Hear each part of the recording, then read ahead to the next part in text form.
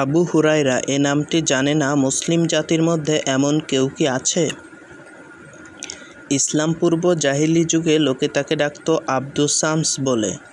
পরবর্তীকালে আল্লাহ তাআলা যখন ইসলামের দিকে তাকে হিদায়াত দান করে এবং তার উপর অনুগ্রহ দান করলেন, রাসূল সাল্লাল্লাহু আলাইহি ওয়াসাল্লামের সাক্ষাৎ দানের মাধ্যমে তাকে গৌরবান্বিত করলেন। রাসূল সাল্লাল্লাহু আলাইহি ওয়াসাল্লাম তাকে জিজ্ঞাসা করলেন, নাম কি? তিনি জবাব দিলেন, আব্দুস শামস। রাসূল সাল্লাল্লাহু আলাইহি ওয়াসাল্লাম বললেন, না, আজ থেকে তোমার নাম আব্দুর রহমান। আবু হুরায়রা রাদিয়াল্লাহু তাআলা বললেন, ইয়া রাসূলাল্লাহ, আমার পিতামাতা আপনার নামে কোরবান হোক, আমার নাম আজ থেকে আব্দুর রহমানই হবে। আবু হুরায়রা তার কুনিয়াত বা উপনাম। ছোটবেলায় একটি বিড়াল শাবকের সাথে তিনি সবসময় খেলতেন। তা দেখে সাথীরা তার নাম দেন আবু হুরায়রা, বিড়াল শাবকওয়ালা। আস্তে আস্তে এ নামেই তিনি সকলের মাঝে পরিচিত হন এবং তার আসল নামটি ঢাকা পড়ে যায়। ইসলাম গ্রহণের পর রাসূল সাল্লাল্লাহু আলাইহি ওয়াসাল্লামের সাথে যখন তার সম্পর্ক গভীর হয়, তখন মাঝে মাঝে তিনি আদর করে ডাকতেন আবু হিররিন। তাই তিনি আবু হুরায়রার পরিবর্তে আবু হিরহিন নামটিকে প্রাধান্য দেন। তিনি বলতেন, আল্লাহর হাবিব রাসূল সাল্লাল্লাহু আলাইহি ওয়াসাল্লাম আমাকে এই নামেই ডেকেছেন। তাছাড়া হিররুন পুংলিঙ্গ এবং হুরায়রা স্ত্রীলিঙ্গ। আবু হুরায়রা ইসলামে দীক্ষিত হন প্রখ্যাত সাহাবী তুফাইল ইবনে আমর আদ-দাওসির হাতে। ইসলাম গ্রহণের পর তিনি স্বীয় দাউস গোত্রের সাথেই অবস্থান করতে থাকেন। ৬ষ্ঠ হিজরি সনে তার গোত্রের একটি প্রতিনিধি দলের সাথে তিনিও এলেন মদিনায় রাসূল সাল্লাল্লাহু আলাইহি ওয়াসাল্লামের সাথে সাক্ষাৎ করতে। আমর ইবনুল গালাজ বলেন, মদিনায় তার প্রথম আগমন হয় খাইবার বিজয়ের বছর ৭ম হিজরির মুহাররম মাসে। মদিনা আসার পর দাউস গোত্রের এ যুবক নিরবিচ্ছিন্নভাবে রাসূল সাল্লাল্লাহু আলাইহি ওয়াসাল্লামের খিদমত ও সাহচর্য অবলম্বন করেন। রাত দিন ২৪ ঘন্টা মসজিদেই অবস্থান করতেন। সবসময় রাসূল সাল্লাল্লাহু আলাইহি ওয়াসাল্লামের কাছ থেকে তালিম ও তারবিয়াত লাভ করতেন এবং তারই ইমামতিতে নামাজ আদায় করতেন। রাসূল সাল্লাল্লাহু আলাইহি ওয়াসাল্লামের জীবদ্দশায় তার স্ত্রী বা সন্তান-সন্ততি ছিল না। একমাত্র তার বৃদ্ধা মা ছিলেন। তখনও তিনি পৌত্তলিকতার ওপর অটল। আবু হুরায়রার স্নেহময়ী মাকে সর্বদা দাওয়াত দিতেন, আর তিনি অস্বীকার করতেন। এতে তিনি গভীর ব্যথা ও দুঃখ অনুভব করতেন। একদিন তিনি মাকে আল্লাহ ও তার রাসূলের প্রতি ঈমান আনার আহ্বান জানালেন। তিনি নবী সাল্লাল্লাহু আলাইহি ওয়াসাল্লাম সম্পর্কে এমন অশ্রাব্য কথা বললেন যাতে আবু হুরায়রা ভীষণ মর্মাহত হন। কাঁদতে কাঁদতে তখনই রাসূল সাল্লাল্লাহু আলাইহি ওয়াসাল্লামের খিদমতে হাজির হন। রাসূল সাল্লাল্লাহু আলাইহি ওয়াসাল্লাম তাকে জিজ্ঞাসা করলেন, কাঁদছ কেন? তিনি বললেন, আমি সবসময় আমার মাকে ইসলামের দাওয়াত দিই, আর তিনি অস্বীকার করেন। প্রতিদিনকার মতো আজও আমি তাকে ইসলামের দাওয়াত দিলাম। তিনি আমাকে আপনার সম্পর্কে এমন কিছু কথা বললেন যে আমাকে ভীষণ পীড়া দিয়েছে। ইয়া রাসূলাল্লাহ, আপনি আবু হুরায়রার মায়ের অন্তরটি ইসলামের দিকে ঘুরিয়ে দেওয়ার জন্য আল্লাহর দরবারে দোয়া করুন। রাসূল সাল্লাল্লাহু আলাইহি ওয়াসাল্লাম দোয়া করলেন। আবু হুরায়রা বলেন, আমি রাসূল সাল্লাল্লাহু আলাইহি ওয়াসাল্লামের দরবার থেকে বাড়িতে ফিরে গেলাম। দেখি ঘরের দরজাটি বন্ধ, তবে ভেতরে পানি পড়ার শব্দ শোনা যাচ্ছে। আমি ভেতরে প্রবেশ করতে যাব, এমন সময় মা বললেন, আবু হুরায়রা, একটু অপেক্ষা করো। একথা বলে তিনি কাপড় ঠিকঠাক করে নিলেন। তারপর আমাকে ভেতরে ডাকলেন। আমি প্রবেশ করলাম। তখনই তিনি পাঠ করতে লাগলেন, আশহাদু আল্লা ইলাহা ইল্লাল্লাহু ওয়াহদাহু লা শারীকা লাহু ওয়া আশহাদু আন্না মুহাম্মাদান আবদুহু ওয়া রাসূলুহু। আমি আবার রাসূল সাল্লাল্লাহু আলাইহি ওয়াসাল্লামের কাছে ফিরে গেলাম। আনন্দে তখন আমি কাঁদছি, যেমন কিছুক্ষণ আগে দুঃখে কেঁদেছিলাম। বললাম, ইয়া রাসূলাল্লাহ, সুসংবাদ, মহান আল্লাহ আপনার দোয়া কবুল করেছেন। তিনি আবু হুরায়রার মাকে হিদায়াত দান করেছেন। আবু হুরায়রার মা ইসলাম গ্রহণ করেছেন। আবু হুরায়রা রাসূল সাল্লাল্লাহু আলাইহি ওয়াসাল্লামকে ভালোবাসতেন। সে ভালোবাসা ছিল গভীর। তিনি রাসূল সাল্লাল্লাহু আলাইহি ওয়াসাল্লামের দিকে এক দুবার মাত্র তাকিয়ে পরিতৃপ্ত হতেন না। তিনি বলতেন, রাসূল সাল্লাল্লাহু আলাইহি ওয়াসাল্লাম অপেক্ষা অধিকতর সুন্দর ও দীপ্তিমান কোনো কিছুই আমি দেখিনি। তার চেহারা যেন সূর্যের কিরণ ঝলমল করতে থাকে। তিনি নবী সাল্লাল্লাহু আলাইহি সাল্লামের সাহাবী হওয়া সত্ত্বেও মর্যাদা লাভ করেছেন এবং তার দ্বীনের অনুসারী হওয়ার গৌরব অর্জন করেছেন। এজন্য তিনি সবসময় মহান আল্লাহর শুকরিয়া আদায় করতেন। বলতেন, আবু হুরায়রাকে যিনি ইসলামের দিকে হিদায়াত দিয়েছেন, সকল প্রশংসা সেই মহান আল্লাহর। আর সকল প্রশংসা সেই আল্লাহর যিনি আবু হুরায়রাকে কুরআন শিক্ষা দিয়েছেন এবং নবী মুহাম্মদুর রাসূলুল্লাহ সাল্লাল্লাহু আলাইহি সাল্লামের সাহচর্য দান করে অনুগ্রহ করেছেন। আবু হুরায়রা রাসূল সাল্লাল্লাহু আলাইহি সাল্লামের প্রতি যেমন নিবেদিত ছিলেন, তেমনই ছিলেন জ্ঞানের প্রতিও কুরবান। জ্ঞান অর্জন ও জ্ঞানচর্চা তার অভ্যাস ও প্রধান লক্ষ্যে পরিণত হয়েছিল। যায়েদ বিন সাবিত রাদিয়াল্লাহু তাআলা আনহু বলেন, একদিন আবু হুরায়রা আমাদের এক বন্ধু ও আমি মসজিদে আল্লাহর কাছে দোয়া করছিলাম। এমন সময় রাসূল সাল্লাল্লাহু আলাইহি সাল্লামকে আমরা দেখতে পেলাম। তিনি এগিয়ে এসে আমাদের মাঝখানে বসলেন। আমরা সবাই চুপ করে গেলাম। তিনি বললেন, তোমরা তোমাদের কাজ আবার শুরু করো। আমিও আমার বন্ধুটি আবু হুরায়রার আগেই আল্লাহর কাছে দোয়া করলাম। রাসূল সাল্লাল্লাহু আলাইহি সাল্লাম আমাদের দোয়ার সাথে সাথে আমিন বললেন। তারপর আবু হুরায়রা দোয়া করলেন, হে আল্লাহ, আমি আপনার কাছে চাই আমার দু বন্ধু যা কিছু চেয়েছে, আর সেই সাথে চাই এমন জ্ঞান যা কখনো ভুলে না যায়। এবারও রাসূল সাল্লাল্লাহু আলাইহি সাল্লাম আমিন বললেন। আমরা দুজনও বললাম, আমরাও চাই ভুলে না যাই এমন জ্ঞান। রাসূল সাল্লাল্লাহু আলাইহি ওয়াসাল্লাম বললেন, দাউস গোত্রের এই লোকটি এক্ষেত্রে তোমাদের দুজনকে হারিয়ে দিয়েছে। আবু হুরায়রা নিজের জন্য যেমন জ্ঞান ভালোবাসতেন, তেমনি অপরের জন্য। ইতিহাসে এ সম্পর্কিত একটি চমকপ্রদ ঘটনার উল্লেখ আছে। একদিন তিনি মদিনার বাজারে গেলেন। সেখানে বেচাকেনা, লেনদেন ইত্যাদির মধ্যে মানুষের নিমগ্নতা দেখে বিস্মিত হলেন। থমকে দাঁড়িয়ে বললেন, ওহে মদিনাবাসী, তোমরা দারুণভাবে বঞ্চিত। লোকেরা জিজ্ঞেস করল, আবু হুরায়রা, আপনি আমাদের বঞ্চনার কী দেখলেন? তিনি বললেন, রাসূল সাল্লাল্লাহু আলাইহি সাল্লাম মিরাস, উত্তরাধিকার বণ্টিত হচ্ছে, আর তোমরা এখানে বসে আছো। সেখানে গিয়ে তোমাদের নিজ নিজ অংশগুলি নিয়ে নাও না কেন? তারা বলল, কোথায়? তিনি বললেন, মসজিদে। লোকেরা মসজিদের দিকে ছুটে গেল। আবু হুরায়রা তাদের অপেক্ষায় সেখানে দাঁড়িয়ে।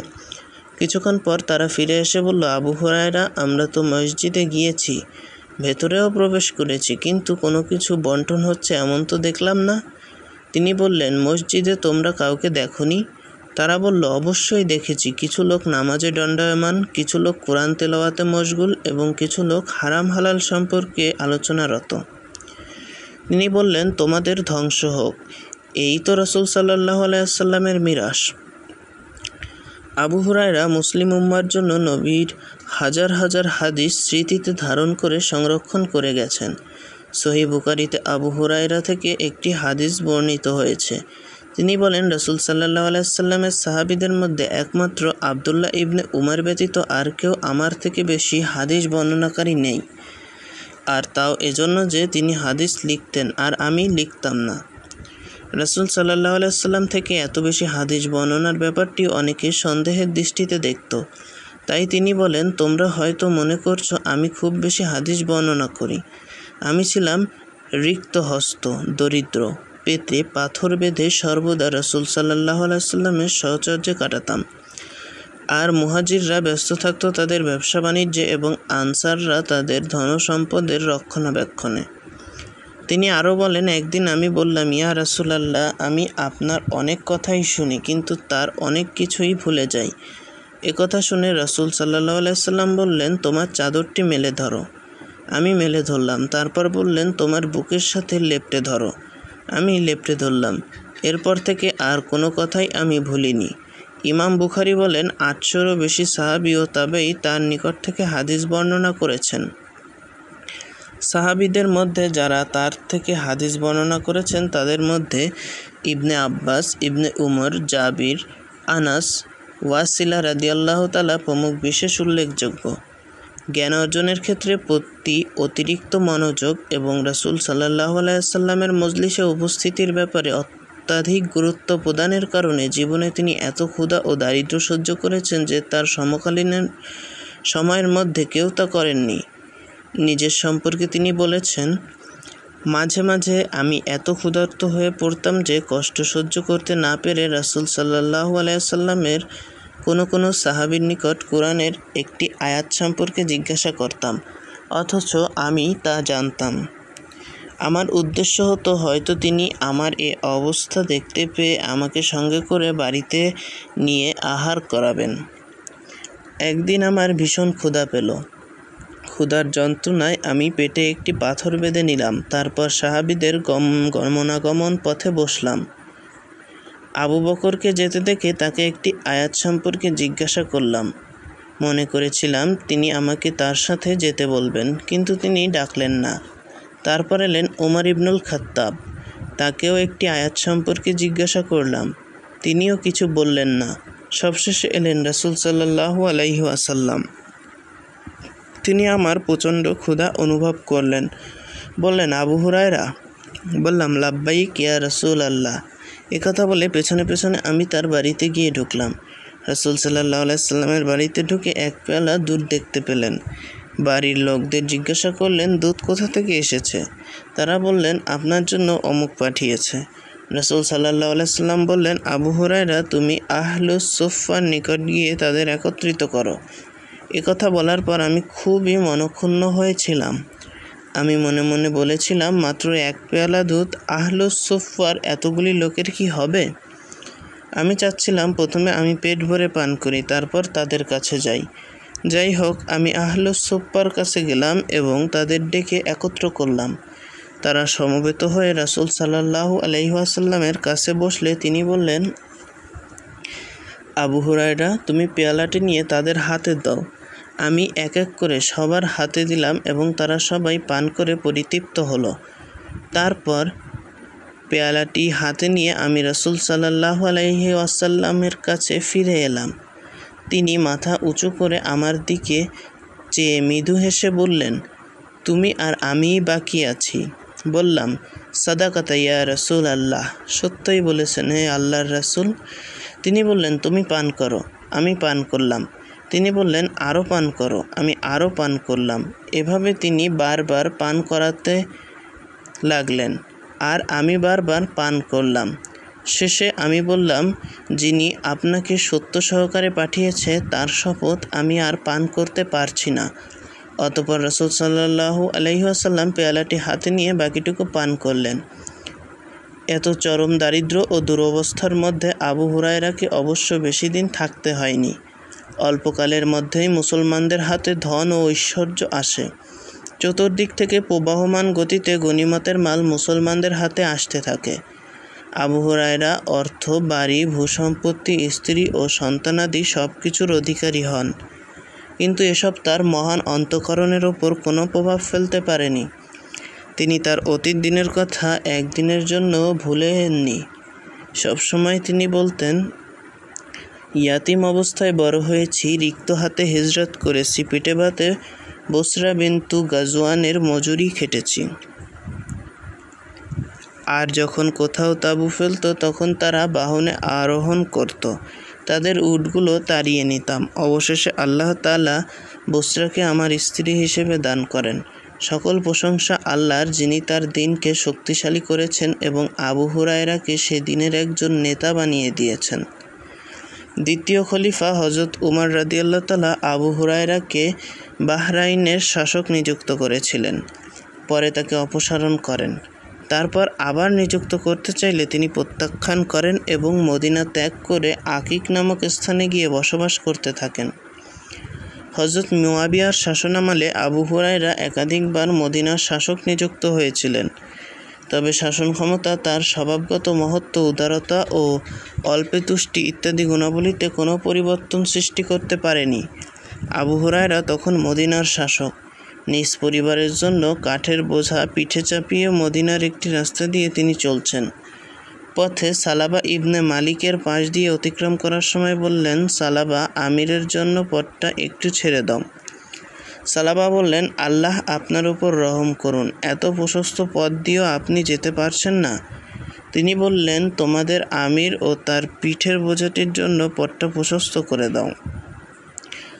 অগাধ জ্ঞান, সীমাহীন বিনয় ও উদারতার সাথে আবু হুরায়রার মধ্যে তাকওয়া ও আল্লাহ প্রীতির এক পরম সম্মিলন ঘটেছিল। তিনি দিনে রোজা রাখতেন, রাতে 3 ভাগের প্রথম ভাগ নামাজে অতিবাহিত করতেন, তারপর স্ত্রীকে ডেকে দিতেন। তিনি রাতের দ্বিতীয় ভাগ নামাজে কাটিয়ে তাদের কন্যাকে জাগিয়ে দিতেন।